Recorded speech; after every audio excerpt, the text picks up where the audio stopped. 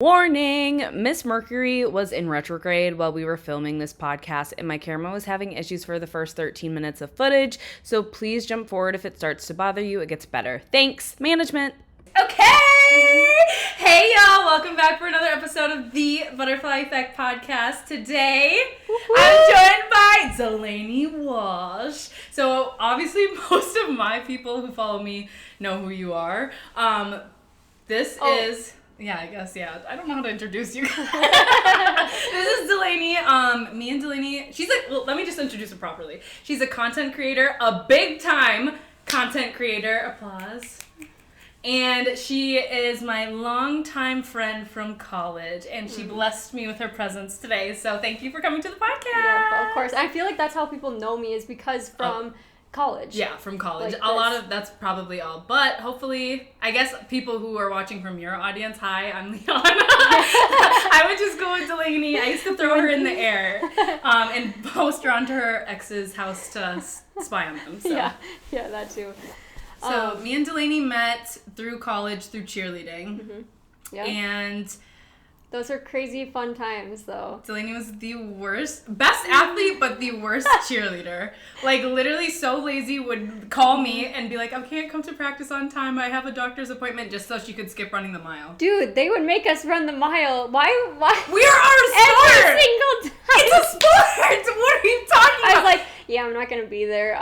Every time, like, Delaney, I can't. I would be missing out on the mile, though, for sure. That was the goal. But we keep her because she was a great flyer. She could tumble. She had great body awareness, but she was not a cheerleader. She was a gymnast, and it was very evident. Yeah. But she was a good time, and that brought us together with KK and a couple other friends, so love that. It was fun because, like, back then, I was, like, the big sister of you guys because you guys were... which is terrible because I was a bad influence on you guys. KK. You took KK under... I was it's okay. Just come with me, you guys. And I took you guys to, like, the house parties. Yeah. And, like, I'll just show you around. No, that was so fun, though. I wish I could go back for, like, literally just one night. Would you go back? Should we do a reunion? I think we should. I think we should do a reunion. I think we deserve one.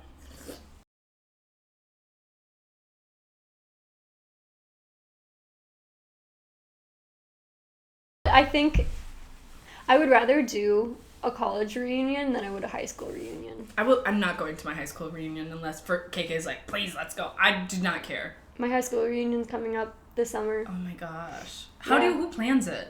They make a Facebook page and then they plan it, but I won't be there because I'm going to be in LA. She's big time, y'all. Wow. Well, let's get into it. So when we went to school, obviously we were there to get an education. That was, what it is. But, like, what did you go to school for? Yep. Where are you now? So I went to school for education, and it was crazy because I became a licensed teacher, K through 6. That's what I went and got my degree for. And then now, of course, I left teaching, and now I'm a content creator full time. That is insane. So, I remember when I first found, because were you always going to school for teaching? Yeah, no. Were you? Well, so I started I really wanted to go into biology for animals. Yes, I remember you started with biology because I worked in the dean's office in the ed building, and you weren't that major, and then you switched into it. I would see you all the time. Yes. Yeah. We could always bump into each other. Like, yeah, because I was always in the dean's office, and then you were always I remember, I almost said co-workers, your cohort. Didn't you guys, all go out all the time? You were really close? We were close, yeah. I remember that. I'd, pop in and be like, hey, what's up? And you're like, when are you going to be home? And you're like, the same time every day. I'm going to pull your reports. I literally had all your information. I had everyone's. I remember spying on people in there, but anyways. Okay, so how did you get into the content creating field? Walk us through how you got from being a teacher, graduating college, getting a job teaching, being a full-time teacher, to becoming a content creator. And having 1.4 million followers on TikTok, y'all. Okay, so I think to start off with, just content creating itself, I always, made videos back when like I was 16 or 17. I'm not sure. I'm sure you have too. Oh my like, gosh, yeah. Like, I have old Facebook videos. Yeah, and like I'd put together clips, and I did it because of the sake of like I don't want to say it like and manifest it, but I don't have the best memory, and I don't want to manifest it so that I'm gonna have bad memory, but I do have somewhat bad memory with things. So that's why I made videos to start off with, was because I want to remember those times that I had with like my family and my friends, and like I think I even made one of the spring break time that we had. Yeah, together. You were in the other house, right? No, I was with you guys for a part of the time. Y'all just stayed in the other house. You were technically under our house, but you were never there. There's Anyways. But there's times I made videos before, like, even social media was like a big, you know, like there wasn't like people didn't make videos yet. We were all on Instagram. We were posting pictures, and I just did it because of the sake of the memories of it, because I just don't have great memory, and so I wanted to remember like the times that I had, and so that's how it all started. And then in college, I got on this thing called Musical.ly, which now, if some of you don't know, but Musical.ly is now TikTok, which it is now. TikTok took over from Musical.ly. And I remember that I would have this big lamp. It was like the ring light before, like, people were like... Oh, yeah, you did have... Yeah. It was a massive one. I remember that. And people could see it from my bedroom. They're like, what are you doing? And, like, why are you doing this? Like, because it was all new. And I was like, I don't know. I just like it. It's fun. Like, I was really into, like, the theater kind of stuff of things. And it was so new, and people were like, what are you doing? I don't remember in the moment you making these videos. Were you It was before I went out. Every time I would post them, but I wouldn't have people know that, like, I was on Musical.ly.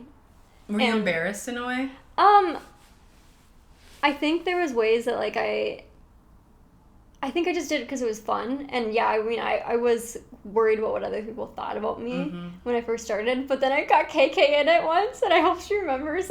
But I was like, KK, there's this really cool app. Can you be in my video? And I for the life of me, I want to find it so bad. Yeah, please try to find this. Of us, like, going like this. I'm like, all you do is you have to move it to this side and this side. And I was, like, doing, like, the weird stuff with it. And she was, like, all for it. She's game. She's always game for things like that. I'm like, yeah, okay. So we did it together one time. And then, like, things kind of went radio silent on that for a bit because, like... Vine happened. Vine happened before this. Vine was before... Oh, yeah, that was in high school. Yeah. Oh, my gosh. So then Musical.ly, and then I kind of... Musical.ly was really cringy, though, and everyone remembered it on Facebook, and everyone was like, oh, yeah. Like, weird stuff was getting posted, but, like, I liked it because I was like, I like doing weird. Naturally. That's crazy how even back then you were just drawn to that. And so then I was a teacher for however long, and I don't know if it, like, kind of dropped off for a bit, but then I remember TikTok coming back on, and I just, you know, started making videos again. And from that point on, like, I think my following just kept growing and growing because I was really focused on LGBTQ content, and then also, like, just thirst traps. I just kind of put that out there. Thirst traps. Your thirst traps is what started, right? Yeah, and then it started to, like, I remember your thirst traps with your lighting. I was like, damn, this is good. Oh my god. Like, mine had, like, gross, shady lighting. I was like, everyone was just starting on it, you know? Yeah. And, like, I still did not let people follow me or know me. Like, I didn't let people know my username until, like, I think I got to, like, 100,000 on there, and I was like, okay, I'm just gonna let it out because people started finding me on there. 100,000. And then I was just like, okay, you know what, like, well, because I think at that point I was just like, you know what, I don't really care what people think anymore because it's fun. People are gonna judge me anyways, you know, and I like it. I like doing it, so it's fun, and I'm connecting with people and meeting new people. But during all of this, I was still a teacher. And that started getting me into a little bit of trouble with things because as a teacher, you need to be a role model and there needs to be some kind of balance, though. I still believe that as a teacher in any social or any field that you're in, a nurse, a teacher, a business person, whoever it is, you need to be able to have a social life. You can't be judged. You're human. You're human. And you should have that, right? And so when I was a teacher, people slowly started finding me at my account, especially when I was coaching. People found my account too, and that was another thing where they're like, it got brought up to one of the the board of whatever that I had a social media presence and just to watch what I was posting. And I remember getting that and I'm thinking, yeah, no, I'm not going to do that. I'm not going to put myself on private. Watch what you post. I'm not going to do that because... Can you walk me through, like, that initial, when they brought that to your attention? Like, what was that? Like, what was that like? Because I feel like I would have just started crying. I think I was just, like, kind of disappointed that, like, there were high school girls and, like, called, you know, put that out there. And I was just like, dang, that's kind of sad that, you know... However it got leaked. Maybe they were like happy about it and they showed, you know how high schoolers are. Like they're like, oh, I found my coach on here. You know what I mean? Like I'm sure it's like that. I'm sure it wasn't like on purpose, but it got around and then that they were just like, oh yeah, just you need to make sure you're watching what you're doing. And of course I'm like, no. But teaching was a whole other thing because I remember when I was getting big on that on TikTok, it was so cute. One of my teachers came in, my teacher colleagues, and at this time, too, I was still coming out.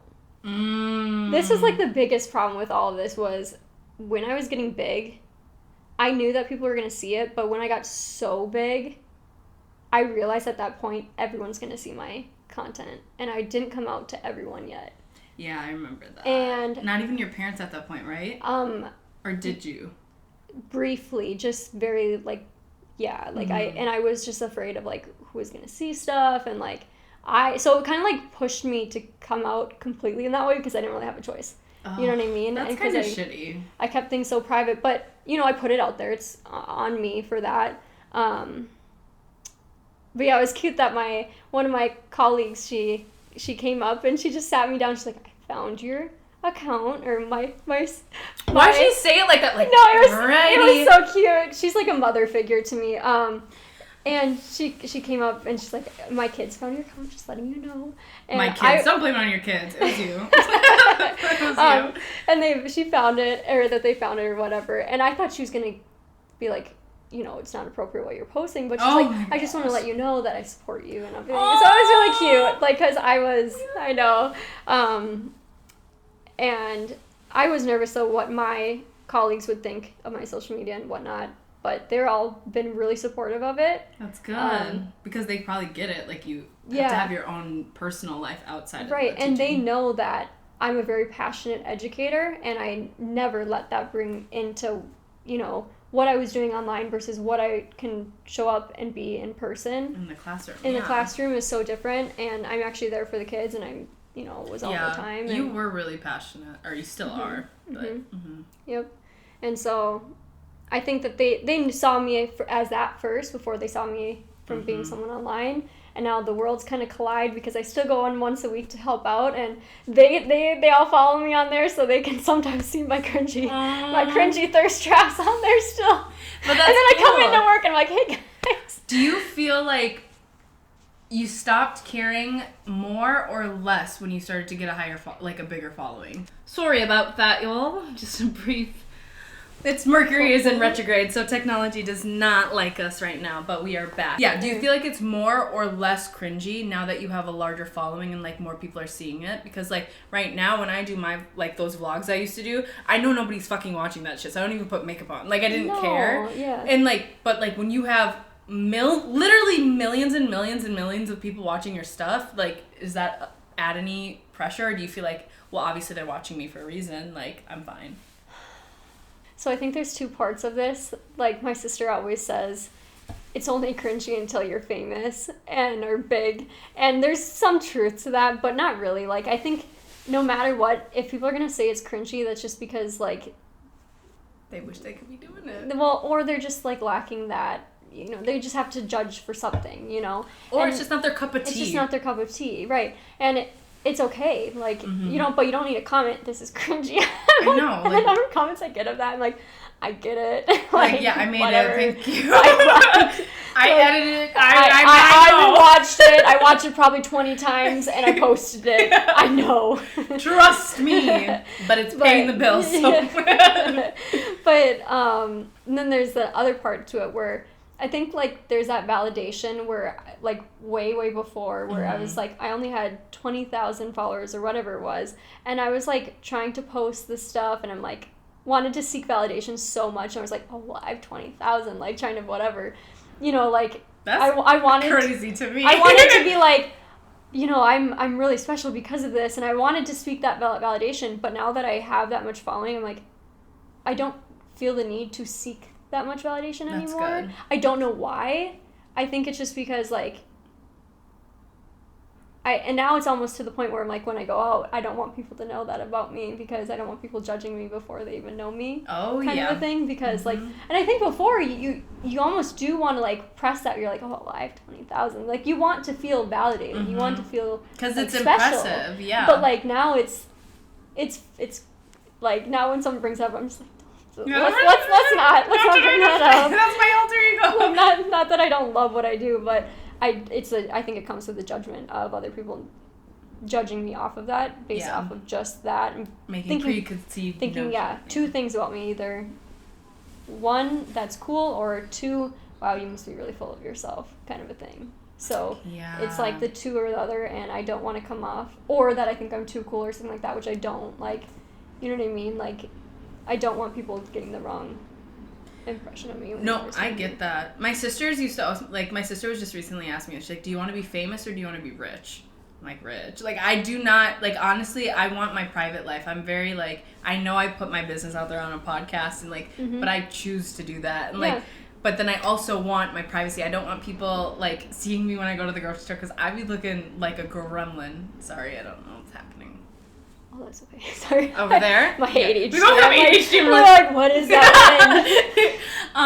Like, I look like a gremlin when I go out in public sometimes. Oh, yeah. And I don't want people to, like, I don't want to just end up on TMZ. Well, I mean, that's going to happen to me eventually, dude, at some point. Manifest it. You gotta stop going out looking like a gremlin, literally. I'm like, Delaney Walsh. I'm like, I'm not going to ever stop that. That is going to be because that's real. Who the hell looks good 24/7? That's just stupid. That is just stupid. But I was gonna ask something. There's no part of you though that would, like, fame. Not necessarily fame, but and another thing I was just thinking about during all this, what's really exciting about you doing podcasts and stuff like this is that, like, people will look back, and, like, your future kids will look back and, like, seek your advice. I know. That you give I think to yourself. So, that was part of it too. Like, I think it's just a cool way to document my journey, and I don't really listen back to the episodes now because it kind of does cringe me out. I'm not gonna lie, because, like, it's like therapeutic for me. Like, I say what I need to say, I edit it, post it, and then I move on. Also, because I have so much, I don't have time to sit and listen to my self talk. Yes. But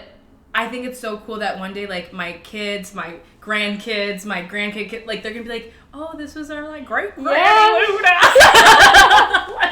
She was talking about popping ass at the, like, it's just so funny. Like, I just can't, it's gonna be cool for them to see my personality instead of just, like, a picture of me. So, and I'm sure that's how it's gonna be with your content too if you go down that route. So, and so it's not always for, like, the fame of things. Like I said, again, it's like the memories of it, you know, that it can come with, and the documentation of your entire life, and it's kind of fun when the only thing that is kind of nice with that, and what I guess when you, like, think about fame in that way, is that, like, people can relate to you, and, like, it is really helpful to other people to hear someone else going through the exact same thing. Yeah, I don't have a huge following yet, but I have the most loyal following. Like, the amount, every episode I post, people are hyping me up, they're sharing my stuff, they're telling me, oh my god, I relate to that, and that is why, like, I do it. Besides the point of just posting it, like, the fact that people even take the time to listen to what I have to say, I'm grateful. Like, because there's a million podcasts out there. The fact that people listen to mine and care to support me in any way and then can relate to me and be like, oh, this helped me, how you said this. Like,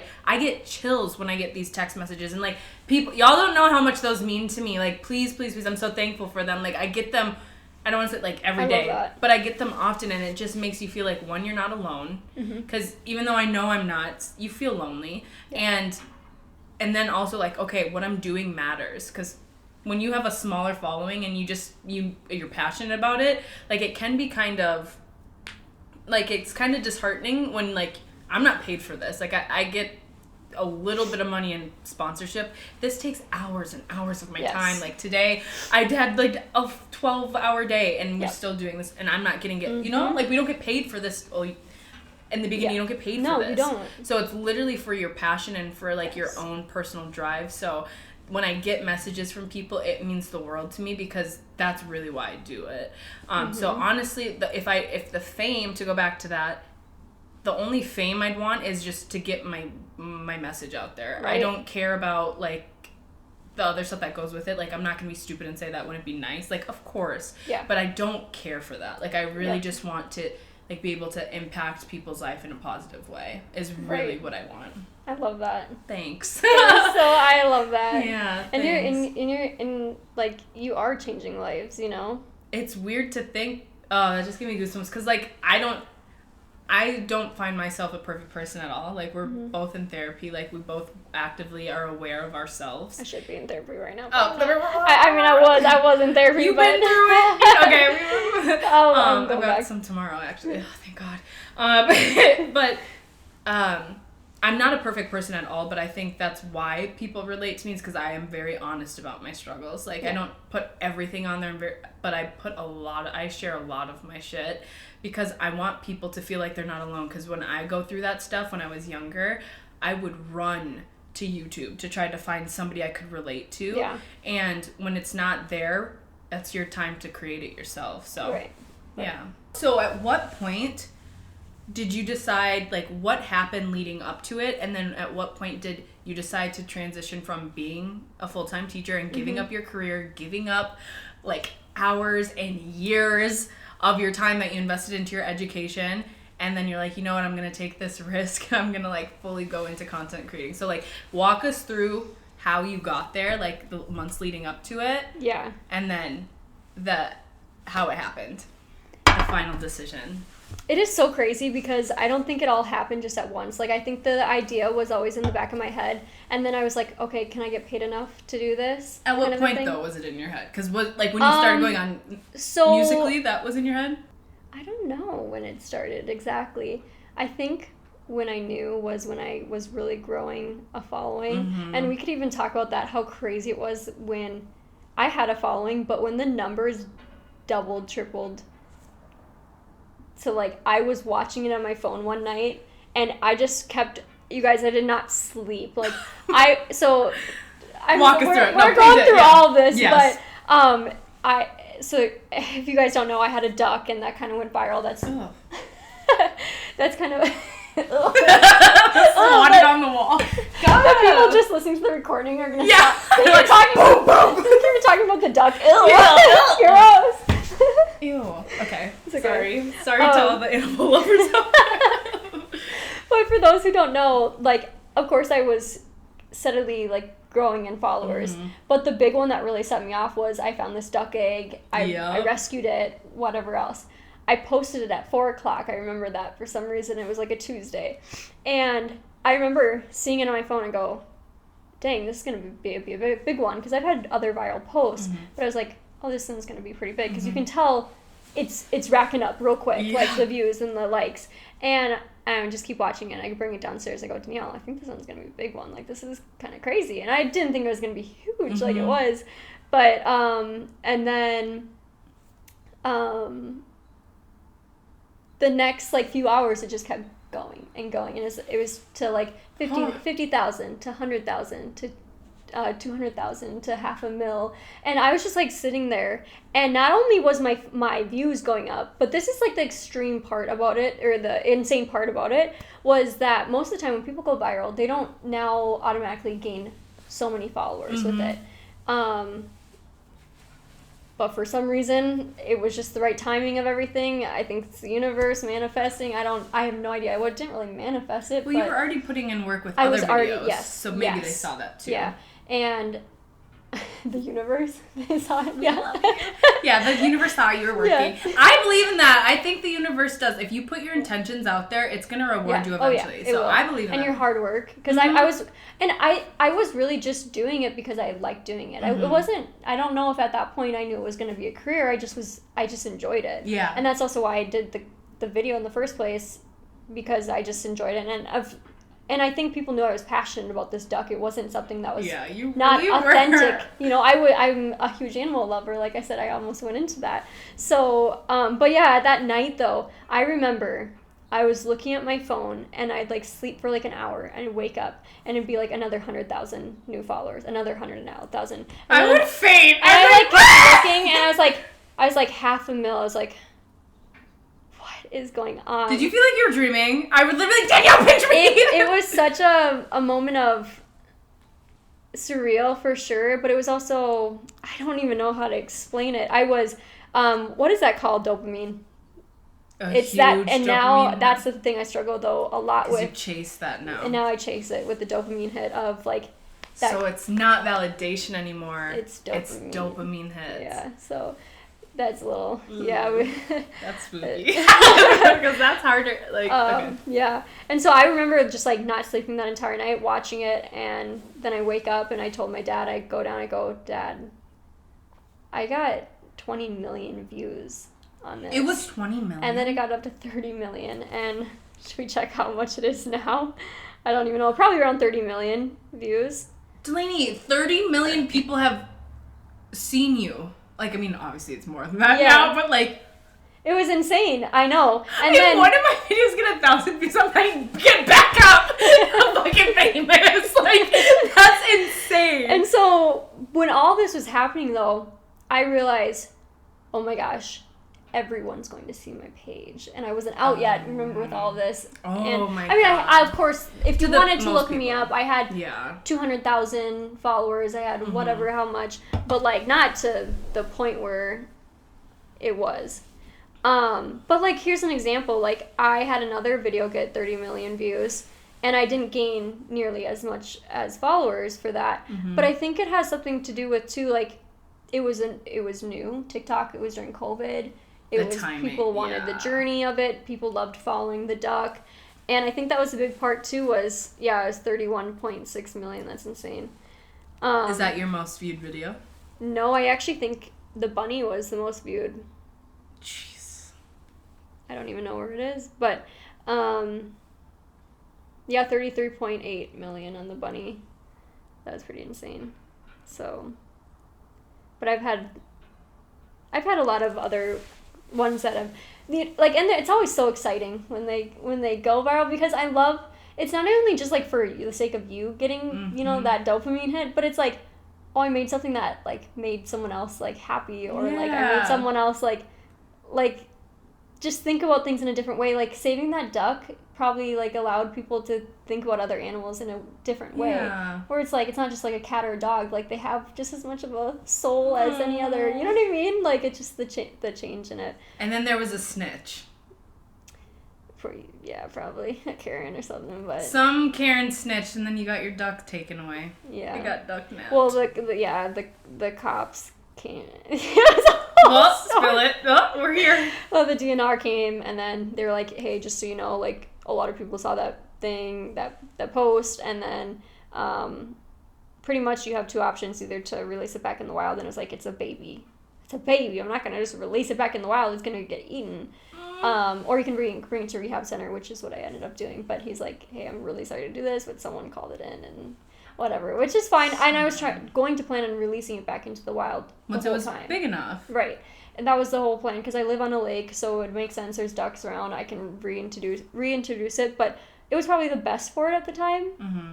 So then again, I had that challenge with content where I had to change my content from the duck to like what I wanted to go into with things. To pivot back. Yeah, so it was interesting with that change. So the duck was the video that like really sparked it all out. Yeah. So then after that happened and you're pivoting with your content, like how'd that go, and then how did you finally make the decision? Yeah, so I still, at that point, I had like 1 million followers and I was still teaching, and I was just starting to get like brands coming in and knowing I could actually make money off of this. Do you remember your first brand?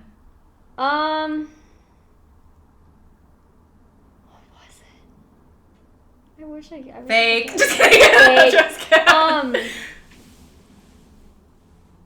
I think it was like one of those keys.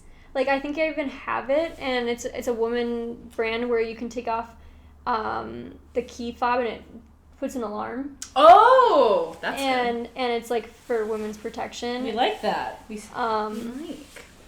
And I think it wasn't even like for money. It was just can you do a video for this? And I was like, sure. Because I didn't know any better at the time. I was just like, yeah, like, but I wanted to support it because it was something I thought was important. So, yeah.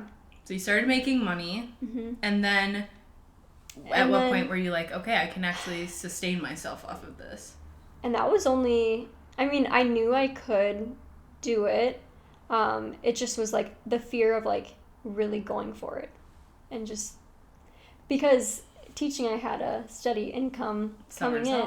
Yep, and I still loved insurance as a big one, but I loved teaching, and so I think that was the hard part. Was like, okay, am I gonna really just leave teaching? Because like I have this great position, I love my school, I love my kids. You're just gonna like leave all of it and start a new,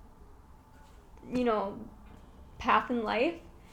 And it was actually this past year was when last year I was still teaching, and I just took the jump and I said, you know what, I know I can make the money in it. I was making the money in it, and I just decided, like, I think it was halfway through summer, and I told my principal that I said, hey, I'm sadly letting you know that I have to leave, and trust me, it's not because of, like, not leaving to different school. Like, I would 100% be here. But I think it just came over that my passion was so much more into content creating and that kind of side of things than it was with teaching. But I just had to pick one or the other because I could not do both. And I think that's what probably pushed me over the edge was because I had so much on my plate. It was insane. I would go and teach, and then after teaching, I would go make content. And I'd get all dolled up just to make content, which you don't have to get dolled up, but like... On top of doing everything else you have to do as a teacher. And if anyone knows, as a teacher, you have so much on your plate. You get homework too. Yeah, and it's nonstop, and you go home, you sleep, you are tired, you're knocked out, you're dealing with, the issues of yourself, your social life, but then also carrying back the kids and like worrying about them and making sure that they're all well. And then I'm going online and posting thirst traps. You have to. You're human, but that is crazy. That is so crazy. What were you weighing through your mind? Like, okay, if I stay in teaching, did you just feel like you were gonna miss out more as a? I was worried. There's a lot of fear of like, what if I fail?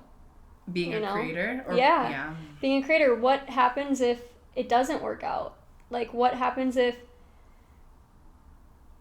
things flop? Because there's not security there. Yeah. And I think that's like a huge worry with a lot of people, but I took the jump and I just said, you know what?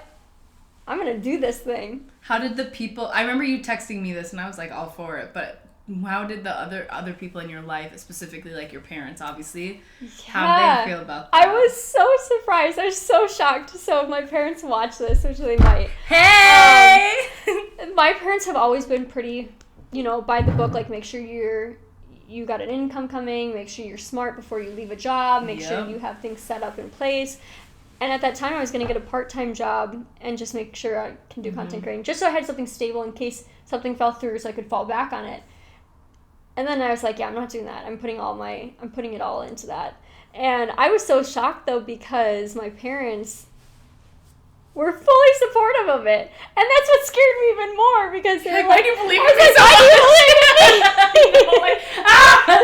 Like, you really can't fail now. Yeah, so I was like, okay, well, I'm going to do this then. And at that point, I wasn't even, like, content creating as much. So I know that this is another part, and it was nothing to do with my last relationship, and everything ended pretty well and whatnot. But I think when I'm in relationships, it's really tough for me to deal with boundaries, giving time to content creating and then giving time to the partner that I was with. Yeah. And I didn't know how to balance that at all. So I wasn't content creating, and it wasn't on her for that, but... So I was lacking. I was slacking so much in that area. Mm-hmm. Then I got the relationship, and nothing to do with her, but like, man, You just have a lot more time. I have a lot of time, but I also, it's hard because okay, so like say if I have to create a video over the weekend, but we were watching TV, I would much rather just stay in bed and be like, oh, it's okay, I can just cuddle with you. I know, And so I know now that I'm not going to, and I know you don't like this, but I always tell you this, I'm like, I'm not going to get in another relationship because I don't know how to balance. And I want this so bad for myself that it's not that it's not worth it, but I'm not ready for that now. You don't have I lost a part of myself during that relationship because I wasn't dedicating things that really was important to me. What I like is that you're aware of yourself and you know that if you were to get into a relationship, you would not be in a place to give it your all. Yes. And that's not fair to the other person, and it's not fair to you because you want that. Or I'd give too much. And then where I'd you lose some of your goals. My goals, yeah. Yeah, and that's not fair either. And I think, like, eventually you're going to get in a place where you can be in a healthy relationship where it's balanced. But you are in such a pivotal point of your career right now. Like, me and Delaney work together. We'll get to that.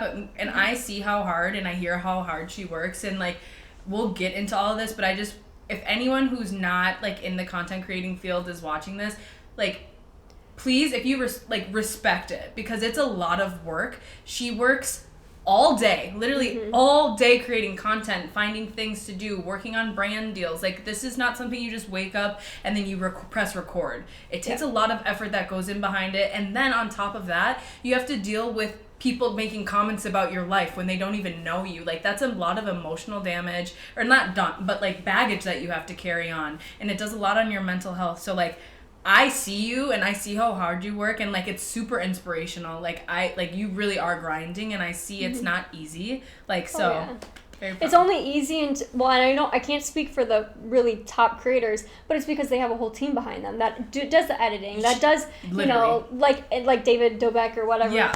Like, he has people recording him. You're constantly. Working harder. I'm sorry. They're working smarter because they're because they can pay people, but like. And soon I will get there, but right now, like, I'm still building up to that point. And I know I'll get there, and I'm going to remember all of these things, like, how hard it was. Remember when I had to post 1,000 videos because I thought TikTok was dying. God, and just, like, oh my gosh, with the whole, I wish I had a team to do that for me. But there's a lot of creators that don't. There's so many creators. Those are the top creators.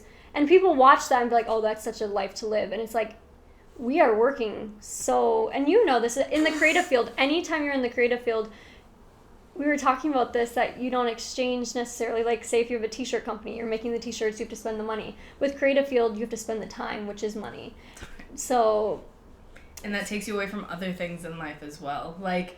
And I wouldn't change it for the world. Like, I love what I do. I know you love what you do, but there's a lot of things that, like, we can't like, sometimes this weekend I spent all weekend editing. Yeah. That's all I did. Like, and it's not the most exciting thing, but again, I'd much rather be doing this than what I was doing before. Yeah. Well, you have a passion in it too, and you also get your own hours. Like, even though you're working, I'm working 24/7, 7 days a week. I wake up thinking about it. But you want it. This is what I got. Exactly. You like it. And it's like, how can I do this? How can I do this better? Okay, this is like, you're just, it's who you are. It's weird. It's crazy. So you make the leap. You fully are a content creator. What does that feel like once you made that decision? I was nervous, but I think the biggest thing that told me, yep, I'm doing this, was when I first got with my first agency. Yeah. And I remember my sister recording me and being like, holy crap, like, you're doing this. Yeah, the agency. And this agency had a lot of big names. Creators. Yep. Well, yeah. And there's other big LGBTQ content creators with them. And so I knew it was, like, the right path. I was like, oh, perfect. Like, this is going to really work out. And that's how I kind of knew. I was like, oh, this is kind of real, you know? And that's when it all clicked for me. But not only that, but the fact that I just got another relationship at that point. And then I was like, I'm going after it. Because that breakup motivation. Yeah, it was a long time coming with that, but I was like, I'm so motivated to get back to where I was before 2 years ago, and I was excited. Hell yeah. So a little bit more of the, well, actually I want to talk to you about your agency, and you don't have, we're not going to drop names or anything like, unless you want to, but it's not all glitz and glamour, because when you got that agency, it was awesome, and like you're super grateful for it, but like what was that like, and then what was the downfall, because you're not with them anymore? I think it was interesting working with an agency, and it was nice that they did all my brands and stuff like that. But I think I wanted something more personal, and that's why. Hey! Which we can kind of go into that too. But, and I think I was switching I was like planning on switching to a new agency, and nothing wrong with the agency I was last in. It was great, but I just wanted something more. They had a lot of names. They had a lot of people, a lot of big names. And it's not that you're not as important, but money talks. That's how the business is. Yeah. And I was just like, okay, I need to move to a different agency because this is, And, but then I remember talking to you or something, and I just remember you started your new business, and I was like, yes, you're so driven. Like, I love that. And I knew that, I just was like, I was looking at other agencies, and I remember I was talking to someone else. It's like, before I reached out, she was like, hey, just letting you know, like, another person, I actually didn't ever end up, like messaging them back or whatever. Oh, really? I think I was sorry. Because I just was like, because in my gut, I was like, no. Like, I knew that you were, like, for some reason, I just was like, I believed in you, and I think that you had a lot, like, you know what I mean? You had a lot they could bring to the table. And I appreciate it. Like, I hope to, when I get to where you are, I can also do that. Like, if anyone wants to also fall, like, you giving me this chance, like, I don't know what the hell I'm doing. Do we even announce that you're my agent? Yeah, I'm your agent. So yeah, if any brands want to partner, let's do it, baby. You're so patient, and we learned it all together, which I think is really cool. And I remember I was really nervous when you asked me one, because I respect all the work that you did, and I didn't want to come in and fuck it up, because I have no idea. I know you're so nervous. You're like, I don't know what I'm doing. I'm like, don't worry. I think I said it like 10 times. We can do it. Delaney, at any time, if you want to pull out, like, I support it. I want what's best for your career. Like, I do not want to mess up I don't want to mess up anything. But I also was super grateful that you even thought of me in that way, that I could do that, because that's so important. Like, this is your everything. So that you're trusting me with it, I was like, oh my God, I gotta, like, really show up. And I just remember feeling like, excited, but, like, nervous at the same time, because I never even thought I would be what I'm doing right now at all. And I really wanted something like that was more personal, and that I could talk to, like, because my last agent, he was awesome, but, like, I couldn't tell him stuff like what we talk about, where we're just so open about things. And I'm like, where, like, if I were responding to a brand deal to him, I'd be like, oh, that looks great, that's awesome. Where I'd be like, oh, hell no, what the hell you want us to do that for how much? What kind of product are they sending? But it's okay. A toothpick? Like, what? Like, the way we were texting at, like, all hours of the day, we're like, you don't have to respond to this, but I'm like, oh my God, okay, hey, she's gonna find this. We got, like, 10 brand deals right now in the place. I just got 2 more that just came through with these things. I know, so we're doing good. I know, at first we were like, the first month we were like, what are we doing? And now we're like, what, in the second month?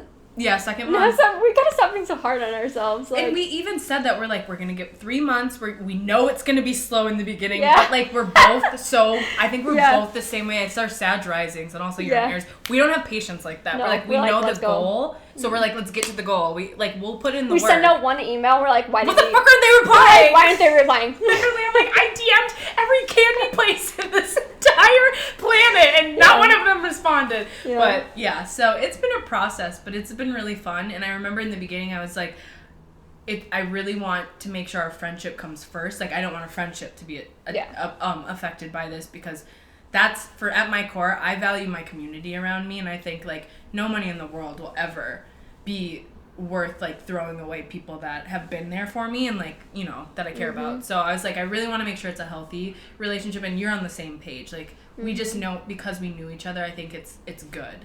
But that makes me think like you may have to soon like start having relationships with other content creators and like navigating work versus friends. Like, have you thought about that at all? Yeah. So I think going into like working with like doing other collabs with people, I remember I like telling my sister like, so how do I reach out to people? Like, what do I do? I was like, so hey, scary. Do you want to create whatever? And she's like, why are you doing it like a business? Like, because it is. Like, she's like, just be like, do you want to hang out? Like, do you want to like?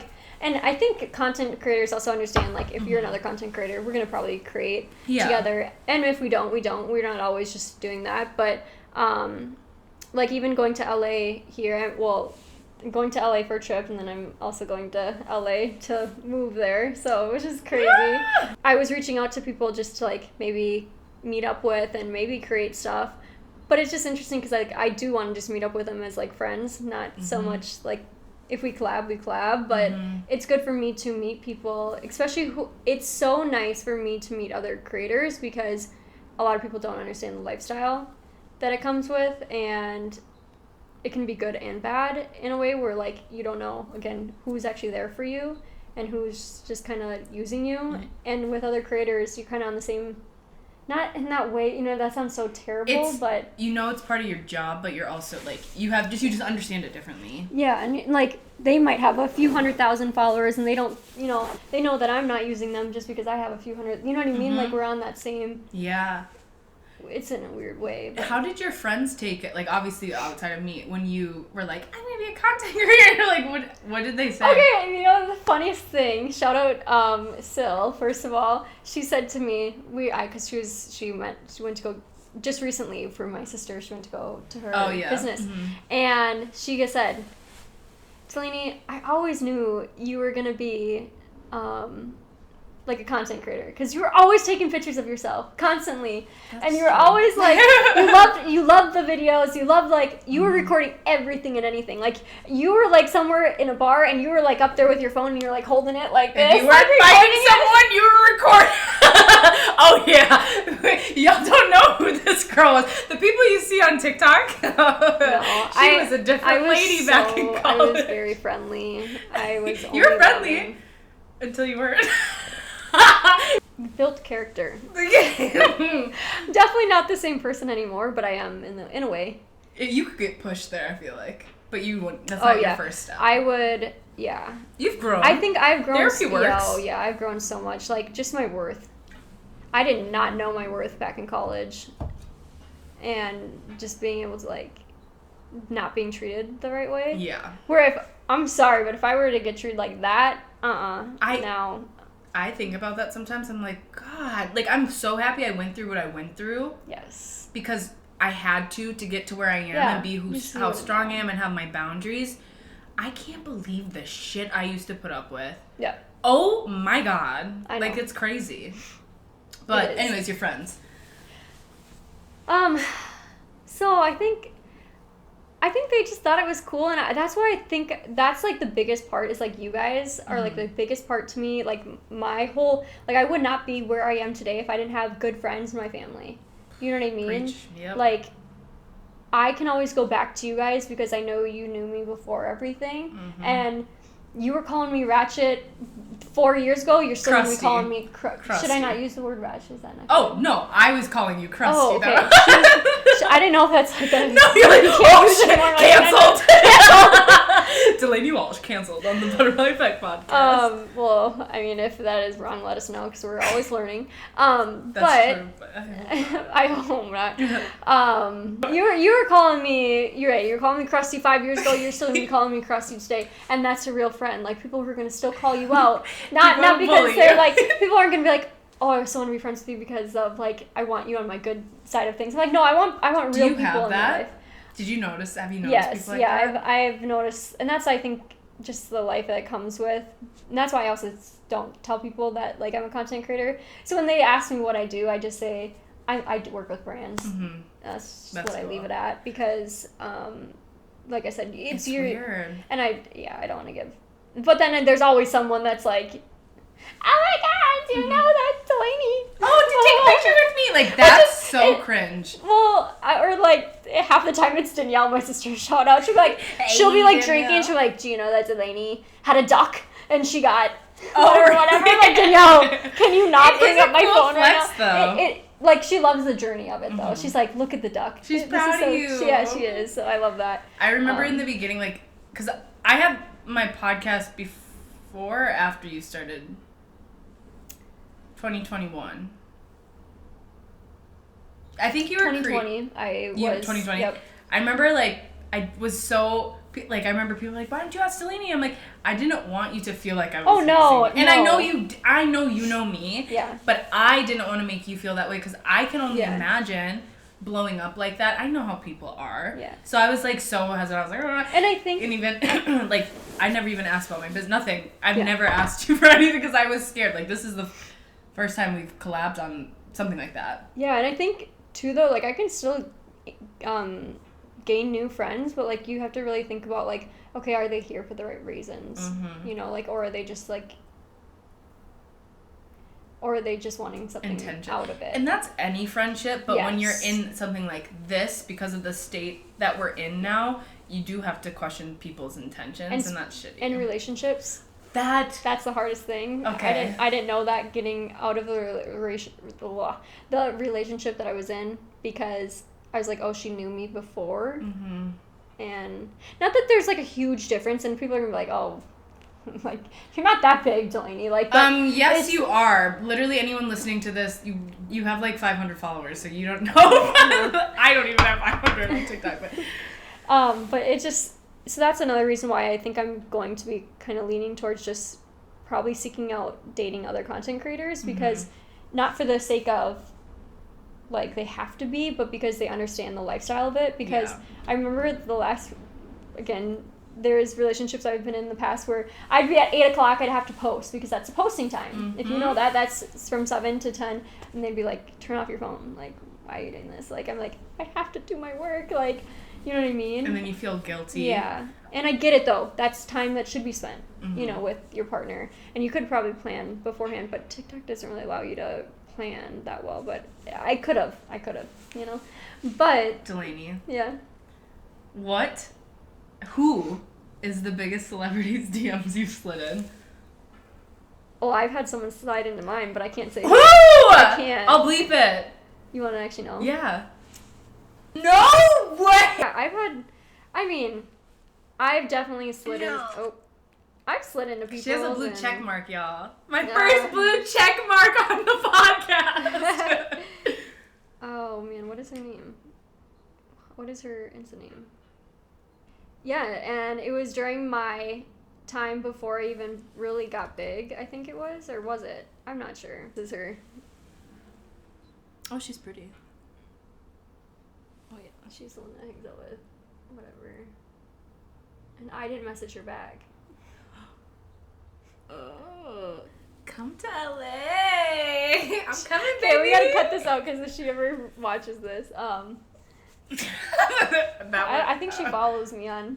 Oh, maybe she'll watch this. Hey, girl. Cut out part of it, yeah. But yeah. So that's crazy. Anyone else? I mean, there's like content creators. Yeah. Big time, yeah. Yeah, and I mean, I don't.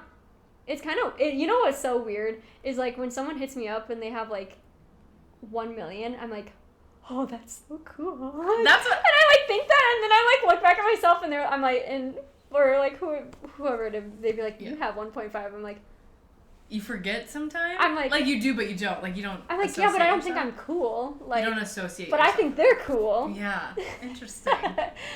I don't, because I'm just like, I don't see myself. I wonder if that will ever change.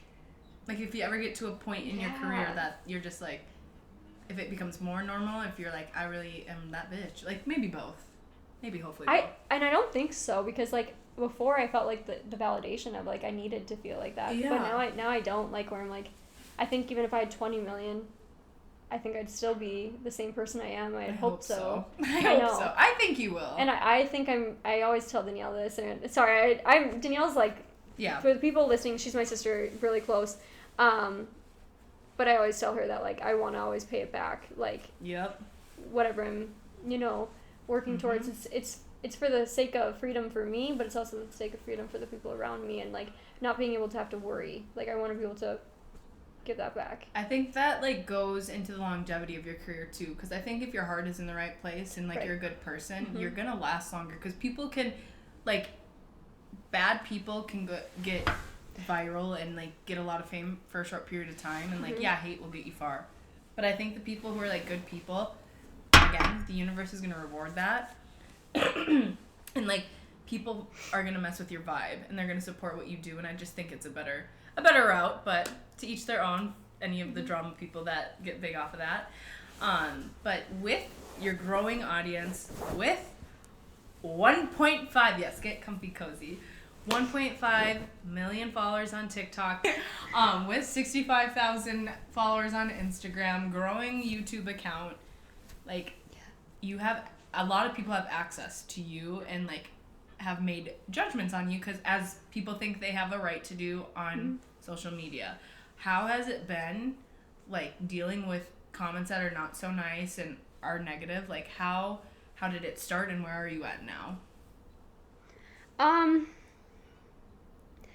I think it still affects me or impacts me, I guess, every single day when I see those comments. It's not like, those things that you think to yourself in your head, and then someone just, like, says it and then confirms it for you. Where I'm like, yeah, I do see that. Thanks for pointing that out. Yeah. Like, I didn't need you to tell me that. Thanks, I already told myself that today, but yeah, we're on the run. But I know that comments are gonna happen, like mean comments are gonna happen, and that's just part of my job. And I have a choice to delete them, or I have a choice to leave them, which can help the algorithm still, because people are gonna, associate, like, they're gonna comment at more, and it's gonna start fights. The things that I don't allow, though, on my page is, like, I don't allow bullying. If it's me, I don't really care. They don't like something about me. They think whatever is whack about me. But if they, like, start bullying other people in the comments, that's when I'll just, like, delete a whole thing, or I'll, like, block someone on there, because it's, like, that, like, I signed up for this. And I know the people that comment, sign up for what they say, but, like, you don't need to be bullied on someone else's comments. Yeah. You know what I mean? And so that's, like, things that I'll take down, because, like, we don't need that, because that has an impact on, you never know who it's gonna affect, and, like, it's not gonna hurt me. Like, people are gonna say mean stuff to me all the time. I hear it now all the time, and I'm just like, okay. It doesn't affect you? It does. Certain things do. Where it's like, if it's, like, really picking at something, then I'm like, oh, I don't like that comment because it's an insecurity. Which I get those once in a while, but then most of them are just, like, stuff stupid. Like, you wear a lot of makeup. I'm like, yeah, I mean, I do wear makeup. That is, you're not wrong about that. Or, like, stuff, like, about being gay that will come up too, where people are like, just stuff, or just, like, or it's like, you need blah blah blah blah blah. I'm like, okay. Like, you don't know me at all. But it's just a part of the job, and yeah, I mean, I'm so used to it, but I think I would be an advocate for, like, going to schools for sure in the future, and just, like, talking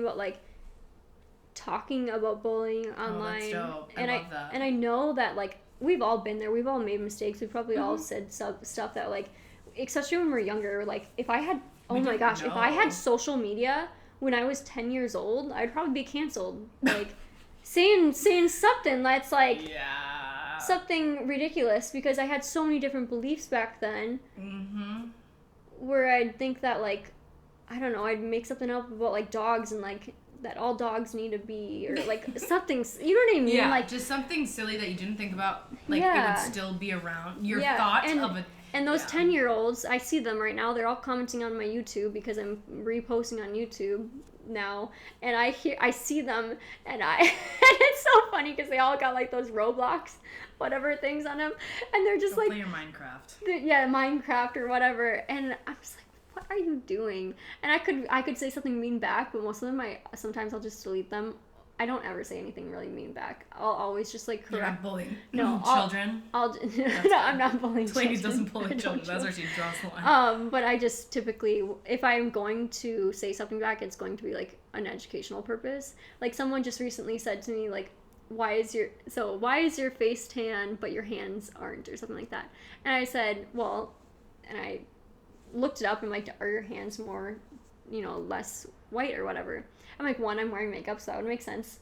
And then two, because you don't get as much, I don't know, something, you guys can look it up. I put on there. This ain't no biology. It's not biology. But then I also said, hey, like, I had a skin cancer scare where I had to remove my, a mole, and it runs in my family, so I don't go in the sun, and just telling people that, like, there's things that you don't know about people. Like, I'm trying to educate you because, like, I want to still be tan, so of course I'm going to put bronzer on my face and, like, try to, like, look somewhat decent, but I can't go in the sun like other people where I can tan because I'm at risk. So, and I just tell people, like, those kind of things because it's important to, like, let people know, like, hey, you never know what's going on in someone else's life. And two, there's reasons for certain things, and, like, three, just to educate people too, because it's extremely important. Like, I don't know, like, even for skin cancer checks, like, I always tell people, like, hey, go get your skin check. And just... Yeah, and it's cool that you have a platform that you can continue to spread, like, the word on that. Like, that's really dope.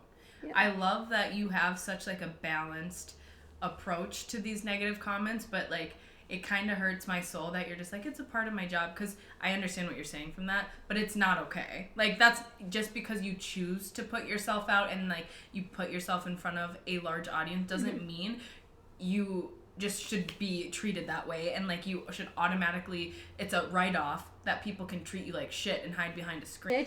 It comes from their own insecurities, though. I know, but it's mean. Don't do it. Like, why are we doing that? It's just, deal with your shit on your own. You have trauma. You have sadness. Deal with it and stop putting it out on other people, because you're not doing anything. You create content to help people and, like, make people's day better. You don't create negative content. No. So why are people going out of their way to be negative to you? I know why.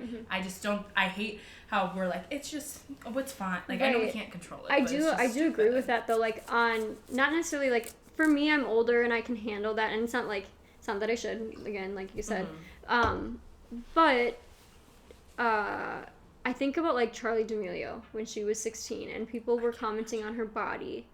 Those are things that you just shouldn't do. Like, that like, gives me chills, because I don't like that, because there's other 16-year-olds, and, like, thinking in the mindset that I was at 16, I wouldn't be able to handle these comments at myself at 16. I had eating disorders at 16. No. Like, oh my God. I can handle them now because I can look past it and be like, okay, it's just their insecurities. They're just our showing brains it, developed a little bit more. Yes. But at that time, absolutely not. Like, I would take it all personally, and I would take it to a whole nother level. Oh. And so I think that's why... It's so scary for this youth. That's really scary. And especially for bigger content creators, though, they're still, like... People think that content creators aren't reading them. I read every single comment. Do you? Every single one, almost. Oh my God. Yeah. And it's because, like, I don't know. They pop dopamine? Up. I also want to just check to make sure that, like, I think it's important for me to, like, comment back to people. That's one thing. I want to make sure that I'm communicating with, like, who is following me, because I want to be able to communicate with people. But also just making sure it's all appropriate things, because I don't want inappropriate things on my page. Like, that's hard, and you're continuing to grow, so it's just gonna be more and more like. Yeah, and I mean, I let some comments slide, but like I said, like, the bullying of people attacking each other, and I see 100 comments of people just going back and forth at each other and, like, saying really rude things to each other, then I'll just delete it, because I'm like, those things are, awful. If anyone happens to come across this that already does not mess with me in my podcast, and you say something, you're getting deleted. She's nice. I don't play that. You're gone. So don't even waste your time typing. Like, save your energy and go do something else, like picking your nose or something. But, like, do not comment anything on here, because you will get deleted. Unless it's nice. If it's nice, you can comment it. But yeah, I'm not doing that. Yeah. I think the hardest thing of social media, though, and I talked to my therapist about this, wasn't, like, necessarily the mean comments, but it's me constantly comparing myself to other creators. How is that? It's awful. That's the worst part about it. And you are so much farther above so many other people, but you're still feeling that. Still. Like, It's a constant compare game. Like, I'm sure even when I continue to grow, I'm always going to compare myself to other people because I'm comparing myself to the views that they're getting, and I'm comparing myself to, like, the way that they look.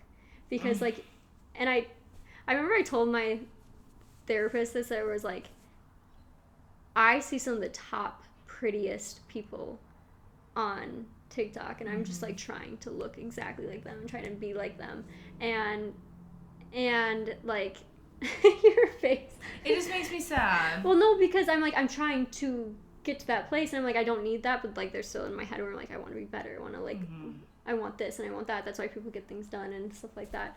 Yep. And that's why you see content creators all the time getting like their nose done, their whatever done, and it's because they're always competing with, like, the next higher up, person. Because there's always going to be someone prettier than you, better look, like, or whatever the case is. And my therapist goes, but, like, how many times would you actually see, like, you're seeing 20 of, like, the prettiest top women on that TikTok. How many times would you see them just walking out in person? Not in Minnesota. Just kidding. Just kidding. Like, you don't typically, and it's just because they're on... they're getting those views because they are gorgeous, and that's probably, not just because of that, but you're comparing it to, like, what percentage of, and... The entire world population. Entire world, and you don't need, you have... Yeah, I think it just... Everyone has insecurities with things, and I think that's a big thing, too, with, like, I always talk to you about, like, using filters all the time, and, like, trying to step away from that, because... It's hard. Yeah, and... I don't, like, because I think that's, what the biggest thing is, people comment on my looks a lot. And that's, like, and it's not always negative. It's, like, positive stuff, which I love the positive feedback, but then it always makes me feel like I have to... You chase that positive Yeah, then. and then I have to always be dressed up or dolled up, because if I'm not, then they're going to be like, oh, you're not wearing any makeup. It's an off day? And people say nice things still, but it's just, like... I don't know. It's just that insecurity of yourself. I'll always struggle with that no matter what. But then I gotta remember my grandma, my mom always being like, "You're just so perfect. Like, don't change anything about you." And you are, and that's like, I know it's hard, especially when you get so used to using a filter for so long or whatever the case is. Like, that's we talked about that. How I literally forced myself to like no makeup because I have struggled with really bad acne, and it's thank God, finally clearing up. But I remember, like, I literally would wake up, look in the mirror immediately, first thing in the morning, hate what I look like. Yeah. Absolutely hate what I look like. And I'm like, I don't want to spend every single day putting makeup on to cover my face. I can't help that my face is doing this. I've tried. Yeah. I've done a million things. And, like, I can't help it. And I don't want to hate myself. I want to love my body. And... lo and behold, I don't know if it was mental or not, or like a combination of things and medications I was on, but like once I started just accepting it, I feel like it started to get better. And like, or maybe I just stopped caring. I still care, but like as much. And like, I don't know, everyone has acne, everyone has imperfections, and we forget that because we have filters. Yep. And we forget what skin looks like. So bad right now, but it's because I got a whole... Great. It's because I'm good at makeup. You are. You've always been so good. I know, good. because I don't know if you knew this. I had to be on Accutane for the longest time. I know, and I didn't even know your acne was bad. Yeah, because enough to be on Accutane. And I got acne. I think started at 16. Really? And, yeah, really bad. And so I had to learn how to cover it up really well. And then I got it all the way through college. Still get it. And then it was crazy. And then I got on spirulactone, started fainting on that drug. I'm on that spirulactone. Are you? Oh, yeah, my doctor's like, you're on 100 milligrams? This is bad. I was like, I've been on this, so what do you mean? Do you think it's helping? Yeah, it has to be. I think that's, like, eventually, it just finally kicked in. I've also been using Korean skincare, so that helps a lot, too. And I've been changing my diet. So it's, like, a lot of things. I don't know which one works, but I'm just going to do it all until I keep doing it. Yeah. But, damn, acne's, it's something. And I think taking a step and being able to record yourself, and everyone struggles with that though. Filters are everywhere. Everything isn't real anymore. And like even these top creators that are so beautiful are still using filters and stuff like that, which is great, but it's like we have such unrealistic expectations. And for once I want to see these creators, and that's why I kind of want to turn into that and try to like put myself more out into that. But like, what do you look like when you actually wake up? Because I know you don't look that good, and if you do, great for you. You got great genes. For you. But like, I look like a mess waking up. Oh my gosh. Going anywhere, this is me 1% of the time. Otherwise, I have my hair up, Crocs on. Yeah, she really does. Yeah, those damn Crocs. You see me every single time, and I like my hair is like tucked up in a bun. Our meetings when we were our weekly bad. meetings, we look rough. Yeah. But it is what it is. That's real. Like I had to start following specific creators that were authentic and like mid-size. Like for me, I struggle finding people that I think look like me, because there's either people that are just a bigger body, which is completely fine, or super small, and I'm like, I'm neither of those. And then I felt like I was trying to be a version that I was just never gonna be, and that's okay, but like it was really hard for my mental health. Yeah. And so I had to intentionally start following people that looked like me, and like following people who were showing their cellulite, because I have cellulite, and I'm just like, it's like things like that. Like I get so embarrassed of, but when I see other people do it, I'm like, that's a good idea though. Oh my god. Oh yeah. If anyone try it, it really helped. It helped me a lot, because you hyper focus on your own problems, and you zoom in on your own problems, and like when you zoom out and take a look and see everyone is struggling with it too, you're like, oh my god, like why I was really having really mean thoughts to myself. Oh yeah. And I'm not alone. When you realize you're not alone, it just like takes this pressure off your chest, and it's helped me a lot. It's not a fix, but it definitely helps. Yeah, that's a really good idea.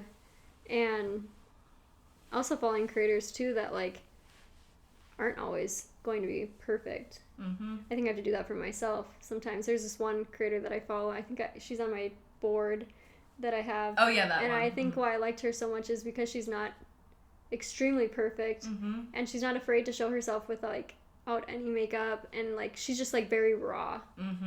And I love both creators, like any creators that are both like, you know, and that's like the goal for me to get to that point at some point. And it's gonna come with me feeling confident. It is. It's from within, and it's just again not caring what other people think, like as much as you can, which is hard. How do you balance being a content creator and then your personal life, which is kind of hard right now because you're very much like go career, which is awesome, but I don't balance it well. I've been trying to get her to go. I'm like, Delaney, I need to go out and dance, and she's just like, I'm working. Sorry, I'm working right now. Working. I think it's because I fell so far behind right now, where I'm trying to catch up, like all the YouTube stuff, which I can't wait to tell you. Like, so yeah, it's crazy. And it's paying off, so it's hard not to want to keep doing it. Yeah, it's paying off. But I still, like, at times where I have to remind myself, hey, go do these things because they're important to you, like family time. Like, my grandparents come over, and sometimes they come over quite often, but I'm like, every time they come over, go downstairs, turn off my phone, go be with them. You know what I mean? That's like, good. And it's kind of interesting because I'm going to take a trip with them. So I was telling you, like, I'm going to have to find the balance there. So I'm going to San Diego for the next few weeks, and I'm going to have to find a balance of my grandpa saying, hey, get off your phone. I'm like, Grandpa, I have to do work. You're working. And yeah, like, what are you doing on that phone? And so that's going to be really challenging coming up, like finding the balance of taking a step away, because that's hard, because I want to be with my family. I want to be with my grandparents, and I want to like enjoy time, but then also knowing, hey, I got to go edit. I got to go do these things at least like for a chunk of time. You know, just as any normal person would be if they were doing their job. Exactly. And I think that's the hardest part about it, is people don't realize that I'm actually working. Everyone thinks that just because I'm at home and I'm doing these silly little videos, like, that I'm not actually putting in the time. Know. There's so much behind the scenes that I do. Like, content days are maybe like 2 days a week, and I'm actually creating the content all in bulks, and then I'm posting it out there, which I'd rather do content days like throughout every day and like just record as I am. Well, not have to get like ready. Like, that's the goal at the end of it all. But there's so much behind the scenes. I'm getting ready for future things coming up that you kind of know about, some special things which I'm not going to announce, but and then doing brand stuff, like just working with and getting out there. But also, like, just creating, like, I have so much on my list right now, like, where I was just doing a photo shoot thing today. I'll show you it. But it's just, like... The blue one? No, a different one. Oh. And just, like, little things that there's a lot that goes behind the scenes that people don't see. And, like I said, with this creative stuff, like, it takes me hours to edit. Like, hours. Yes, and when you're a perfectionist too. Yeah. And it's hard because people just look at what I show online and they don't see any of the behind the scenes stuff, and so they're like, oh, your life is just like, you're just making fun videos, and like, no, I wish there's so much more that goes into it. On average, how long would you say one video, like a TikTok? One TikTok would take editing? If it's a trendy video, maybe like it depends. It can take anywhere up to 10 minutes to an hour to 2 hours, depending on like if it's a vlog video. Like a 1 minute vlog video would probably take an hour to create. And maybe that's just because I want it to look good and I'm doing a voiceover and yeah. You guys have no idea, like, unless you are in the creative field, if you've ever done a voiceover, I have not. And you're stay like, away from and that. you're like, and the and then the you bunny have to start all over. And you just have to keep recording yourself, but it's so hard because you're like, why do I sound like that? And the bunny, and it's like, why is my inflection going like that? Yeah, and I'm like, and then I have to restart it. I'm like, oh, so, yeah, but a YouTube video, as you know. I know, I'm sitting on doing this vlog. Like, I have all the footage. I'm just like, and it's I want fun. to, though. I it's love fun. it. It's once you get started, it's so fun. And oh, you yeah. hyper-focus. And you hyper-focus, yeah. But getting yourself to do it because you know what you're sitting down to do. Mm-hmm. And, like, I love... Like, because I'm so go right now, I don't have time to watch my shows. So, like, I like to edit and do that, but you can't edit and watch anything. Like, there's just not... It's not possible. So, you're dedicating, like, 2-3 hours sitting in silence. Like, it's just a lot, and I'm not complaining. I love what we do. But it's not, like you said, it's not easy. It's not you press play and then you post. It's a lot that goes into it behind the scenes as well. Even just a picture, like, editing all of it, like, and because I was just doing my sister's social media for her, and I told her, Danielle, I've been working since at noon to all the way at 2 a.m. the other day, just working on all her posts, because I wanted to, because like when you do posts and you put them in the feed, you want to make sure they all look good put together, so I had to get them all ready, and it takes hours just to make sure you're finding the right post, making sure it's the right caption, making sure it's like the correct information on it, going back and checking in with her, hey, how does this look? And she'll be like, I don't like that, or I do like that, and like changing it back, you know what I mean? I'm getting triggered. Yes. Like, literally, that's me with my clients, like. Yeah, I'm like, I want to make it great for her, and then it's like, sometimes you run into ideas where you're like, this is going to work really well, and then after a few minutes you're looking at it, you're like, I don't like this, and then you change it, and you're like, I just wasted 10 minutes. I know. But you have to in the creative field to find a good, it needs to look good. And you have to, like, make mistakes, too. Like, yes. I say that with my business. I'm like, make mistakes because that's how you freaking learn. Like, you cannot, being perfect is only going to get you so far, and it's going to not get you very far at all, actually. Because it's going to stop you from taking chances and learning. Because when you make a mistake, you're going to be like, oh, that didn't work. I got to adjust, and I'm never going to do that again. If you're always being perfect, you're like, you're never going to, I don't know, find the easiest way. It's just, it's okay to make a mistake, y'all. It's okay. Are you afraid to be canceled?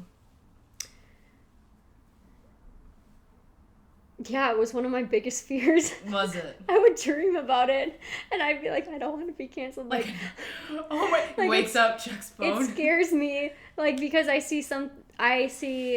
remember that, like, people would go back into the past history of people's Twitters and stuff like that, and my Twitter got hacked, so I can't even. I had to read, But I was worried about it at first, and I was like, did I say anything? I was like, I don't think I've ever said. I think I've always been pretty.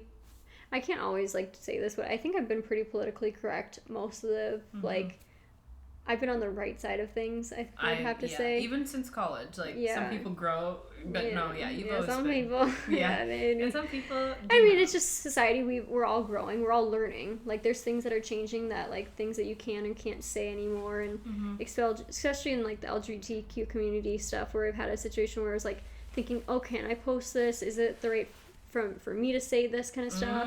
And I was like, I just wanted to really think about it and before I post.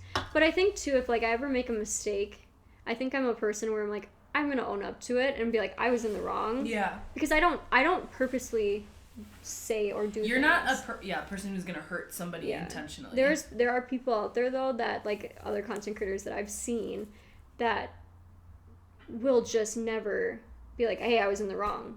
Like, I've had one creator, then they blow up because they're saying things and they're getting, everyone's going to their page, they're getting attention. I'm like, and sometimes, what's that saying? Like, negative attention is still attention, or whatever it is. But yeah, that's not something I want to go for. Yeah, that's what I was saying earlier. Like, there's people that will take that route, but I think the people who are just good people and good vibes, like, they're gonna be the ones who, like, withstand this career for the long run, because people will really, like, support them. And we're all humans, and, like, we all make mistakes. It's just, like, how you address those mistakes. Own up to it. People are so afraid to say I'm wrong or I'm sorry. Like, it's weird. Just say it. Everybody makes mistakes, and, like, it's okay to be wrong and not know something. Like, oh, I didn't know that. Oh, or I changed my mind about that. I learned about that. I'm sorry. Like, it's not hard. You put your ego to the side, but there's times where I know there's things that I probably have done that I could have taken a different route with. Well, yeah. Doing things, not stuff online, but, like, people I've, like, even in college, where I'm like, oh, they probably don't have the best. Probably shouldn't have lifted you onto the roof. Like, they probably don't have, like, my name probably doesn't bring the best taste in their mouth or something like that. Yeah. Where I'm like, oh,